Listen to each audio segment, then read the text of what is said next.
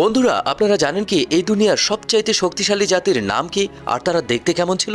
ভিডিওটি শেষ পর্যন্ত দেখলে বুঝতে পারবেন। আল্লাহ রাব্বুল আলামিন পবিত্র কোরআন মাজিদে এই জাতির কথা উল্লেখ করেছেন, যাদের ব্যাপারে বলা হয়েছে না তাদের আগে কেউ এত বেশি শক্তিশালী ছিল আর না তাদের পরে এর চাইতে বেশি শক্তিশালী হবে। তাদেরকে কওমে আদ বলা হয়। এরা এতটাই শক্তিশালী ছিল যে একটা খেজুর গাছকে এক হাতেই টেনে মাটি থেকে উপড়ে ফেলতে পারত। তাদের উচ্চতা 60 হাত মানে 90 ফুটের মতো লম্বা ছিল। আল্লাহ হযরত হুদ আলাইহিস সালামকে তাদের জন্য নবী রূপে প্রেরণ করেছিলেন। হুদ আলাইহিস সালাম তাদেরকে আল্লাহ সম্পর্কে ভয় দেখিয়েছিলেন, কিন্তু তারা বলল এই পুরো দুনিয়াতে আমাদের চেয়ে শক্তিশালী আর কেউ নেই। কওমে আদের নাফরমানি যখন নিয়ন্ত্রণের বাইরে চলে গিয়েছিল, তখন আল্লাহ বজ্রপাত সহ তুফান গজব নাজিল করেছিলেন তাদের উপরে। এই তুফান এতটাই শক্তিশালী ছিল যে একজন আরেকজনের সাথে ধাক্কা লাগতো আর তাদের মাথা ফেটে যেত। এই আযাবের পর তাদের দুনিয়া থেকে নাম ও নিশান পুরোতরে মিশে গেছে।